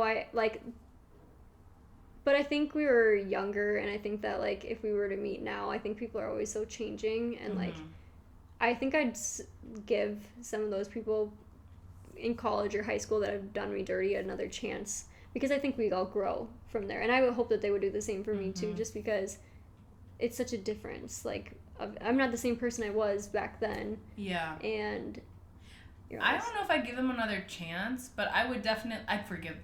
I don't. Oh yeah, I'm not meaning like I would have. Oh, I was like, some people you can stay in the past. Yeah, but I mean, like, I don't want to, like. I just hope that those people know that you give them space to know that, like, people grow. Yeah. I get that. Right. Where do you think AI? Ooh. Or what are your thoughts on AI and how it's affecting content creators? Is it good, bad? We've kind of talked about this a little bit, and you know my thought on it. I was even thinking about this. Someone on TikTok keeps going around and he goes, is AI going to take your job? Have you seen those TikToks? No. And he's like, oh, well, a plumber, you can't take a plumber's job. He's like, well, you can kind of take it. You can AI can tell you what to do and, like, whatever. I'm like, okay, I can kind of see that. And then they're like, oh, but AI is going to take your job because whatever. But they said the same thing about, like, teachers, for example, with technology. They said technology is going to take over. Okay. Back then. There's not going to be any more teachers. It's going to be just technology. People are just going to sit in front of a screen, which it is partly true. Do you think at this rate, though, because there's not a lot of teachers are quitting left and right. Yeah, I could see, like, it helping out and taking over, but I don't think it will ever take over the personal aspect of people, because I could never see that. I could never see a computer giving honest. A robot, though. Yeah. Like, that looks human. I don't know. I didn't think about that until just now, but I could see that. We're running out of...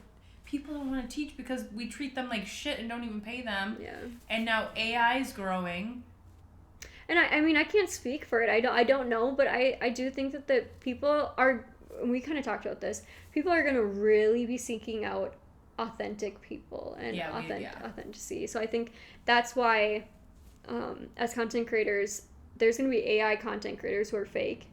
Yeah. You know what I mean? And there's going to be, like, films, actresses. People are going to, like, there's not going to be actresses anymore. They've already been doing that. No, I'm still going to be watching my favorite actresses because they're in that show because I like them. You know what I mean? There's going to be AIs that I like too, though. Like, I'm sure. That's weird. It's just That's weird so thinking weird. about that. But even saw... it's authentic. You know, I'm going towards authentic people. I'd rather talk to a real person than, even if I know that they're an AI teacher. Like, they don't actually have... That's what I think that they're going to be missing, though, is I don't know if they have experiences, but they might learn them. They might learn it, but, like, it's so different. I don't think they'll ever be able to, like, touch, you know what I mean, the way that that maybe they will. Maybe they will be able to touch. I don't know. It's going to be weird. I'm excited, but I'm nervous to see where it goes, because it definitely has made a lot of parts of my job, like my business, a lot easier when it like I'm not a writer. I don't like creating captions. I don't like doing all that stuff. That's not me. I let AI do it, and I keep it pushing. And, like, that type of stuff has really helped me. And I've seen what they do with editing podcasts. Like, that video you sent me of them chopping it up, I was like, oh yeah, my gosh. That's crazy. That is so crazy. I really want to show you this TikTok they just made of an AI Pepsi commercial. Have you seen it? Mm-mm. Okay, I'll show it to you after. Yeah. It is so crazy because it's like, it looks like you're like in an acid trip. I'm watching it because it's not perfect yet, but it's pretty dang close. Oh, snap. You know, they were, when you were talking about the actors thing, like, they do CGI. Like, they're crazy things with it. So there's already been stuff happening that we aren't aware of, but anyways. I don't know if it will ever take people's full career, though. I hope not. I do hope it doesn't get to that point. Is everyone going to go out of their job then? I'm trying to be not pessimistic about it, but I don't know. What's going to be people's job then if all the AIs can do it? Like, content creators? Were we all just online? Creator. Because why I talked about the content creator not going out was because people are going to be seeking out authentic people, just like they do with songwriters or or Drake. People crave Drake that. Is a real person. Mm-hmm. They're gonna know an AI is not a real. I don't know though if it ever gets that far. If well, what if we don't know they're AI? I know. Yeah. we don't know. Because I haven't received. And then I'd be worried I'm gonna start dating AI. Like, what if I have a fake? Because it's the perfect person for you. Would you date? Delaney, would you date? Absolutely not. I like no. I like a little bit of drama, toxicity. Okay, we can program it to do that. No, the AI is gonna know that. The AI is gonna know you, and when it feels you pulling away, it's gonna start some drama, toxic, like something. Hey, why'd you leave this trash out? Literally, Delaney. Like, it's going like a robot. It's like what perfect. we saw in movies. If they made a robot that literally felt like skin, smelt like a human, talked like a human, like, you literally could not tell. But then you can't have kids. I mean, what if you could? They could develop sperm. We're going or way an into egg this. or whatever. I don't know. I'm not opposed. I'm just kidding. Oh, would you? Oh no, I would not. There's a dating show I'd be on. I would not. I still would want a real person. I know, obviously, yeah. I think actually want to date a robot. I think I want someone because of their flaws. You know, and I don't think we can really program in flaws. We can a little bit, but no, yeah. Random things where it's like, and that people are always growing too. Like, I heard that when people get in relationships, they start dating when they're 20 and they're completely different people by the time that they're 30, 40. Like, you're dating a new person through each of those stages, and I don't know if AI will ever get there to that level, and they might, but I don't know. That is so It's spooky, tricky. And it's gonna happen quick. It's already happening so quick now, and this is only what they're releasing to the public, so they have way beyond what they're telling us. So, but I'm serious. What is everyone gonna do if everyone loses their job to AI? I don't know. What are people gonna do? I think about it, and then my brain shuts down because I get too scared.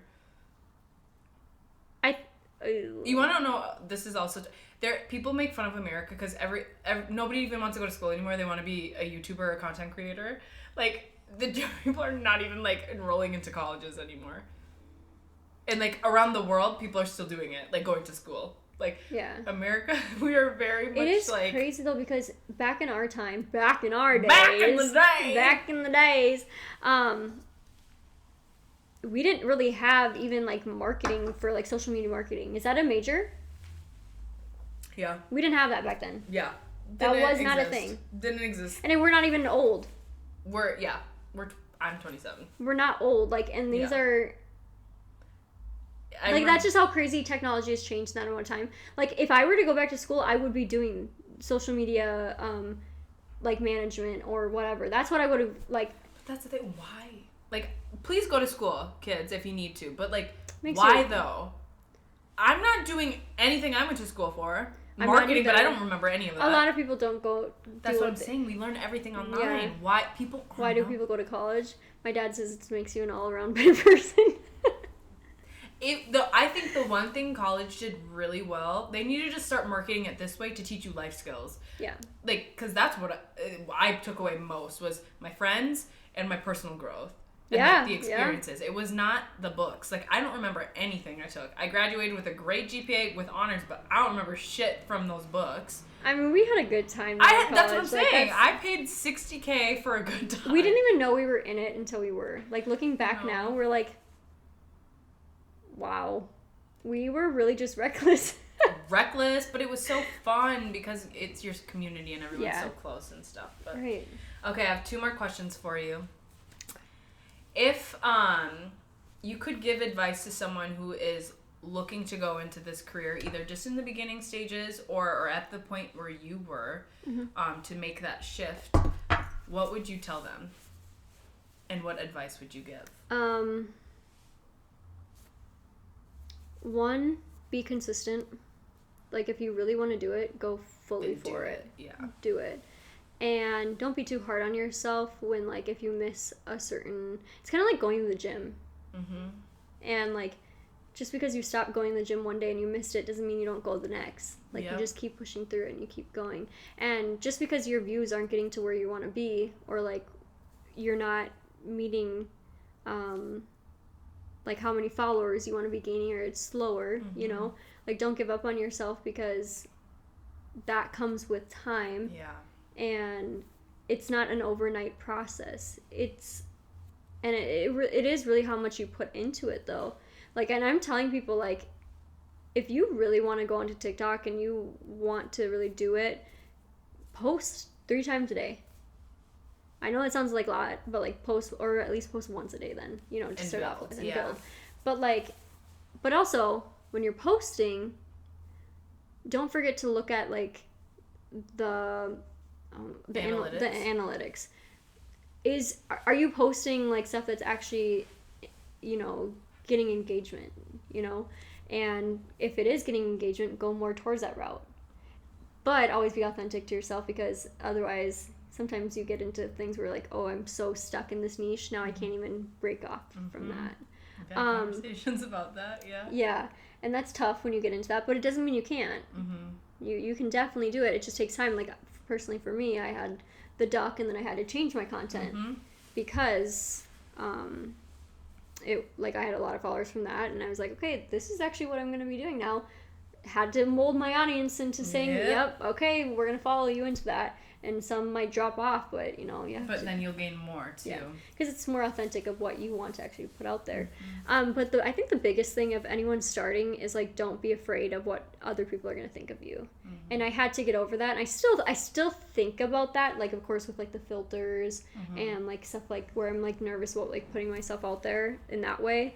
But, like, if you're going to care about what your high school old people, people who you went to high school with think about you, and like, I even to this day have had, like, my good friend from high school, people will come to her and be like, did you see that Delaney whatever, and, like, just negative stuff, and she'd be like, why are you talking about her like that? Like, you know that I'm, like, her friend, like, and all this stuff, and be like, are you just mad because, you know, whatever? People love to gossip. And you're going to have people saying stuff about you regardless of what you're doing. If you're still a teacher, or if you're still a content creator, people are going to still be saying stuff about you. No matter what. And give them something to talk about, you know? Period. I like that. Give them something to talk about. Because... it really, you can't let that dictate, because at the end of the day, this is really what pushed me.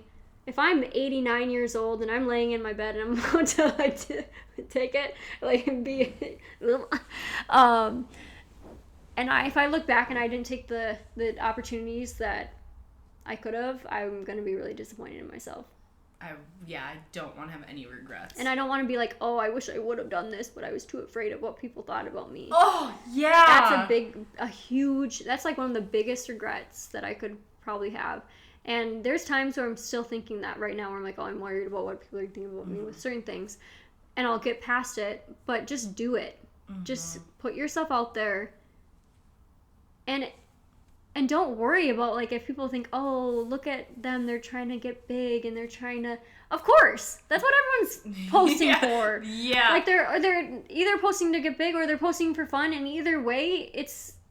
Yeah. So what? Yeah, I love that. Because I struggled with that. Because, like, with this podcast, when I first did it, I was like, oh, it's just for me. It's just for me. But that wasn't the truth. Like, it felt like the truth in the moment. And, like, I meant it when I was saying it's just for me. And I do, to an extent, do mean that. But, like, ultimately, I want to be able to make this completely full-time career where I can travel the world, eventually, like, have a talk show or something like that. Like, I was holding myself back with my thoughts. Oh, yeah. Because I was afraid. I was afraid what people thought, oh, she just wants to be a content creator. Or she just wants to, like... I was afraid of what people... I'm like, who fucking cares? I don't know what they're really thinking in their brain. I never will. So why am I investing energy that I could be putting into myself and my craft on what somebody else is thinking? They don't pay my bills. No. And who cares? What are you doing with your life that you're going to judge someone else for that, you know? Clearly unhappy to be wasting your precious breath on me. Yeah. I had someone else in my high school who got really, really big also. Bigger than me. Like, she's doing awesome. And good for you. Yeah, she's killing it. And I remember going back for, like, we do these things every summer where we do, like, it's a special event for our hometown. And I remember all boys were obsessed with her. But, like, as soon as she's making it big, they, like, talk down on her. And I remember sitting there and be like, are you just saying that because you couldn't even get with her even if you wanted to right now? Is that why you're talking that? It has to be. Because just because she's doing things that are, like, I don't know, it was just very, like, it was very obvious that it was jealousy. Yeah. Even coming from men. Oh, yeah. Yeah. I don't know why I don't suspect it from, and that's the weird other part, is the person that said that thing about me was a guy, which was weird to my friend. Yeah, it was just like, and they're friends with me too, and it was just like, ew, that's so yucky. Yeah. Okay, that made me think, like, you hear the thing that, like, as people support you a lot while you're building, and they see you chasing your dreams, and, like, but you're not big time yet, and then once you start making it up, you start to see people flip because it's jealousy. But I'm afraid of that. And I wonder if that's why I subconsciously was, like, downplaying what I was doing. And, I know. you know what I mean? Because people, they want what you're doing, honestly. Like, they want to chase their dreams. And when they see other people doing it and they're not doing it, they want to talk bad about you. We talked about that kind of a lot too. Like, taking the risk to jump and go for your goals is so intimidating. And when you sometimes see other people living your life the way that you're like, dang, they just went for it, and now they're actually being successful in it. It is that jealousy. Anyone would have that jealousy with it, because if I didn't do what I did, I'd be looking back and be like, oh, I wish I was doing that. Oh my god, I can't even imagine still being in it's a hard jump though to make. There's a lot of risks with that. And there's times where you might fail, and that's okay. That's the journey of it. There's so many times that I've failed in certain things, but I keep pushing through. And there are businesses where people are making businesses and they might not work out. There's been so many, I don't even know, like, I can't even think of the name. He's like one of the richest men in the world. Like, I don't know why I can't. Elon Musk? No, well, I'm sure Amazon there's been other Amazon guy. There's been other people, but they've had so many failed businesses before they've gotten taken off with their break. Yeah, their break. And those are the things that just keep pushing through. Going. Because even if you fail, it's not the end game. Like, I'm never going to give up. Just recently, there was a whole TikTok ban that was happening in the United States, and I was like, oh my gosh, what am I gonna do if TikTok goes away? And I was thinking to myself, well, I have my other platforms, but they're not as big, and I'm not making as much money off of that. And then I was like, you know what? I'm just going to keep going for it. I'm just going to keep doing it. And that's why I went onto YouTube just recently and scheduled all those videos because I'm not giving up this. Hell yeah. And I think that's like that attitude that you have to have because it's kind of like they weed out the weak almost like with things because if you just are like, okay, well, that was it for me. And it's almost like the universe is speaking in that too, where it's like they see that. Or, okay, you gave up that easy. Well, go back to your 9 to 5. Like, yeah, and I think that's like the biggest thing is just to keep pushing through. Set the intentions and like don't fall in love with the path to get there. Fall in love with the goal. Like trust the process. Like and we keep saying, and the journey. Because like if that's your goal and set the goal, you know you will achieve that goal. Your job isn't to figure out when or how you get there. It's just to keep one step forward each day. And if it doesn't work that day, you pivot, but you still keep making progress forward and you're going to get to that goal eventually. And that, I have to keep telling myself that because, again, it can be very discouraging, but like eventually like you're proof that it will pay off. Like hard work will pay off in this. So. And I would add one more thing to that is if you're trying to be a content creator, with everything there is some luck with that. Like you never know when a video is going to pop off, so make sure that whatever video it is that you have, that you're thinking about what you're posting before you post it too. Because if you are going to post something and it becomes your niche, they're going to expect more of that, you know? And then also it's just like funny because some videos just go viral for no reason. Like they'll be like a 12-year-old kid putting on their makeup and like, literally, hey guys, I'm gonna do this, and we just love it. Yep. And it was just the luck of it. Like why did they pick that? It just no happened. idea. And then the quality wasn't even that great. It was like in dim lighting. Like it just happens sometimes. And so that's why it's also really important that when you are posting, you're thinking about quality though too, because you never know when something is gonna go viral. Because that's a hard one I'm trying to figure out. Yeah, I've had videos where they've gone bigger and I'm like, oh, I wish I had a better quality. Yeah. Like the one in blue, me holding blue, he's like grabbing my face, and I'm like, that was in a bathroom, terrible. Like, but nobody else thinks about that. Yeah, but I'm like, I just like, but see, TikTok didn't pick that. Like they picked it. They didn't really care. You know, there's just like, for some reason, sometimes they just pick up on things. Yeah. So what is next for Delaney Walsh? What can we expect from you? What are your goals? What's going on? Yeah, what's next? There's a lot of things that's going on. Oh, I know. I know. You know. But what can you share? So I'm doing a lot of traveling this summer. I will be in San Diego for the next few weeks. Part of it will be family, some of it making a lot of content out there, and then come back for like a week, go back out for LA for Pride. So cool. That'll be fun. That'll be a lot. A lot of exciting things will happen then. I'm excited to check it out just because that will be my new home eventually, and then come back. Go on more trips. I gotta go up to Canada because I gotta. Oh, yeah, you have a cabin there. Yeah. Well, border, of it. And then there's gonna be 4th of July, my own Pride back in Minneapolis. So I'll come back for that. June, right? Yeah. And you want to come this year? I did. Me and KK went one year. I'll go. I think that's fun. Yeah. It is fun. And then. Yeah, after that I'll be in the early fall moving out there for a couple months. What I'll do is like just to get started, just Airbnbs that I kind of told you, just to kind of check out different locations that I want to be in before settling down and renting. That's so smart. Because I am worried about a lot of people when they go to LA. It's a big step, but I just want to do it the smart way, where I'm like, I don't want to get stuck into anything in case it's like, oh, this is, I don't feel like authentic here, or I don't feel... You could always leave, find a different place. Doesn't have to be home or there. It can be anywhere. Yeah. But that's one of the biggest things that I'm taking the move. And there's going to be a lot of opportunities that come with it. And I know that there's things in work, how do you say that? Work in progress. Yeah, there's a lot of things happening behind the scenes sure. with that.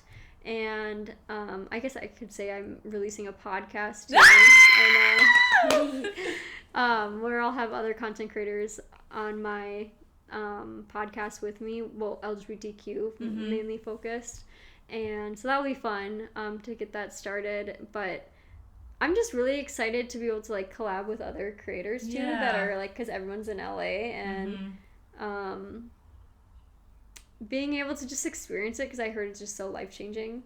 But I always want to just come back here like I'll probably come back here for like a month at a time and then go back out. Yeah. And that's what's nice, is it's so flexible, because I think family is still like a huge thing for me, which I don't want to like completely cut out. And you've never lived out of state. No. So it's gonna be like a first big deal for you. Yeah. It's hard, but I think especially with your career, you're gonna have that flexibility to come home whenever you want, like obviously within reason.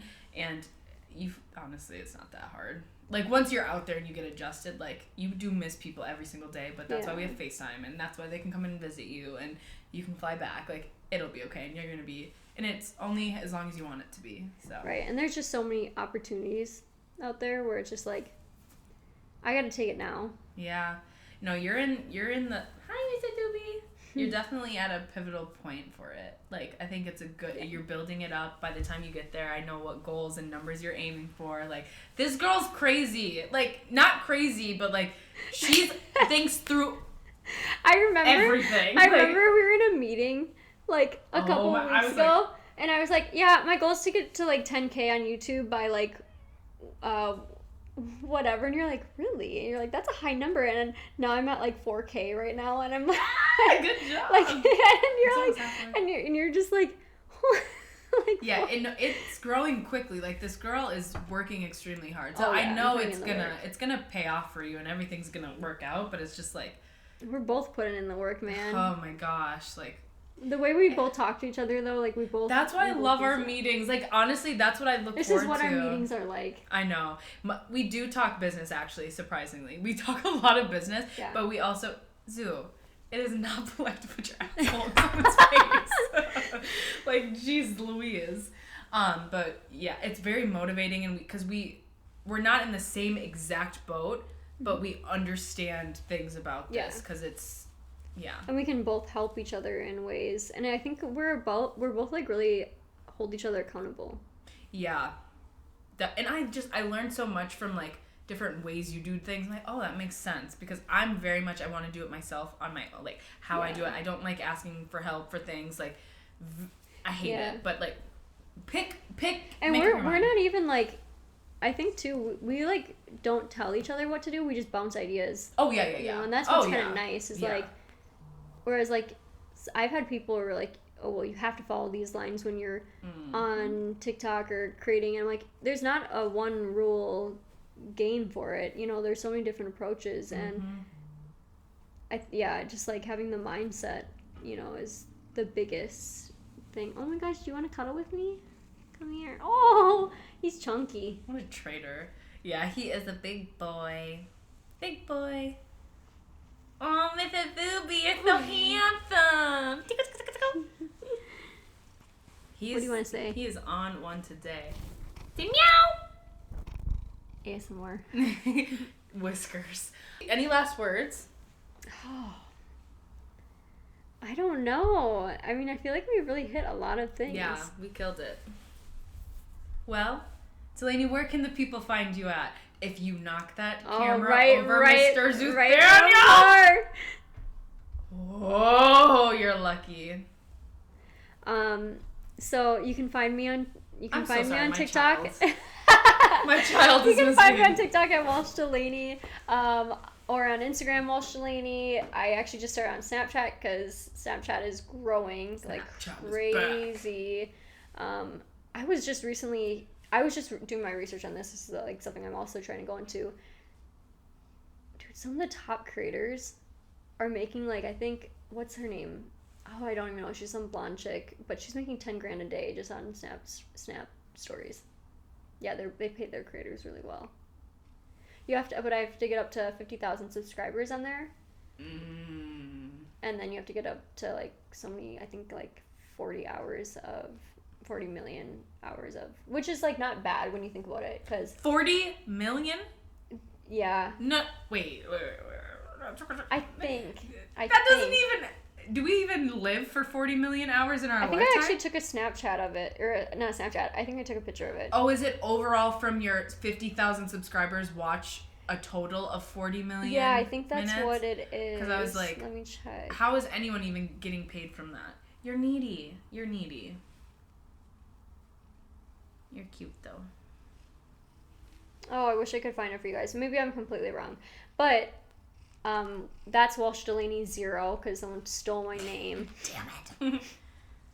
It used to be Dunk Walsh for the longest time, and I couldn't remove your name it. In my phone. I couldn't remove it because I was like from literally freshman year in high school. I didn't even have a donk. Still don't have a donk. That literally is your phone, or your name in my phone. Yeah, and then but I'm on YouTube. I'll be on Spotify. Is that what it is for podcasts? Spotify, Apple Podcasts, Google Play. Oh my God, Sue. Be on all of them. So. Yeah. So keep an eye out for that. Mm-hmm. Thank you so much for being here. Yes, of course. You killed it. Is this your first podcast? Is it? I think it might be. An honor. Well, all right. Make sure you guys go follow her so we can continue to grow her following so I can get paid too.